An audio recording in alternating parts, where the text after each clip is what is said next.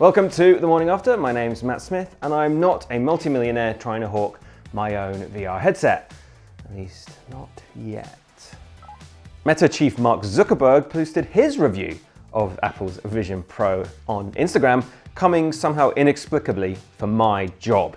In a video shot direct from a Meta Quest 3, of course, Zuckerberg didn't mince his words. He kicked things off with the fact that the Vision Pro was like 7 times more expensive than the Quest 3, ringing in at $3,500. He also thinks that the Quest is a lot more comfortable than the Vision Pro, with a wider field of view and a brighter display. Ooh, shots fired. He added that the Quest had a much bigger library of apps and content. Meta's Quest, unlike the Vision Pro, already has apps for both YouTube and Xbox. So yeah, fair enough, that's a pretty fair criticism. Although, having said all that, Meta is already doing that Meta thing and mimicking other companies. When Apple's Vision Pro went on sale, it managed to offer spatial video playback on its Quest headsets. Just coincidentally timed right there. Spatial video, of course, can only be recorded on the iPhone 15 Pro and the iPhone 15 Pro Max. So I'm sure Apple isn't too upset with that. Eventually, Zuckerberg concluded that the Quest 3 was the better product, period. So all in all, 2 Zucks out of 5. Make sure to like and subscribe. Waymo's Robotaxis managed to crash twice into the same pickup truck. Yes, Waymo had to recall its Robotaxis after the incident a few months ago. 2 Robotaxis in Phoenix made contact, that's Waymo's words there, with the same pickup truck which was being towed. Waymo says that the first of the Robotaxis collided with a backwards-facing pickup truck being towed ahead of it. The company says the truck was being towed improperly, angled across a center turn lane and a traffic lane. The tow truck apparently didn't pull over after the incident, and then another Waymo vehicle hit the pickup truck a few minutes later.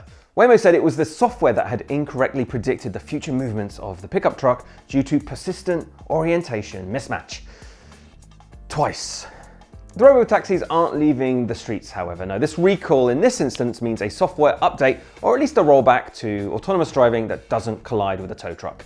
Again, twice. United Airlines had to ground its new Airbus 321neo planes on Monday, not due to any major safety issue, no, because the no smoking signs were lighting up automatically. Yes, a 1919 ruling mandates that all of these no smoking signs on an airplane must be manually operated by the crew. Why? However, these new Airbus planes have signs that are automatic, meaning the crew doesn't have to switch them on and off. Now, bear in mind that smoking was fully banned from both domestic and international flights nearly 25 years ago.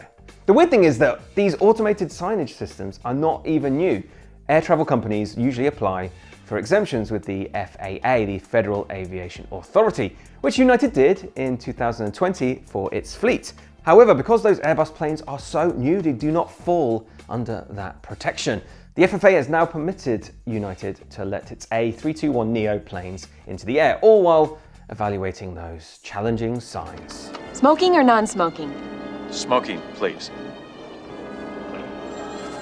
There, have a nice trip. So can geoengineering save all of us and stop the ice caps from melting? Since 1979, Arctic ice has shrunk by 1.35 million square miles. A new report produced by the Universities of the Arctic and Lapland and a UN-backed think tank presented multiple projects that could slow down or even reverse polar melting. The researchers examined every idea from those already in place to more, we'll put it gently, esoteric ideas. One of those 5 major themes is incredibly just making and adding new ice, which I'm sure was a punchline in an episode of Futurama several years ago. But hey, if it works, let's just give it a go, eh? And talking of hot air, Dyson's supersonic hairdryer hasn't really changed its look since it was launched in 2016. So why not sport a new look at New York Fashion Week? The Supersonic R is a tube-shaped hairdryer that dwarfs its predecessor, and it's just 325 grams. That's almost half that of the original Supersonic. It is also $570, but it is shaped like a periscope. Once upon a time, 2014 if you're paying attention, I really wanted HTC's RE camera. Only really because of the shape and I refuse to elaborate any further. And that was your morning after. Thanks once again for watching, and if you have any feedback that's not about my accent, send it along to matt@engadget.com. That's Matt, spelt with just the one T, just because.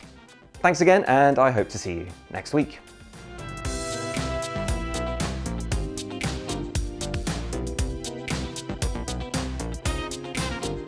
And goodbye from camera 2.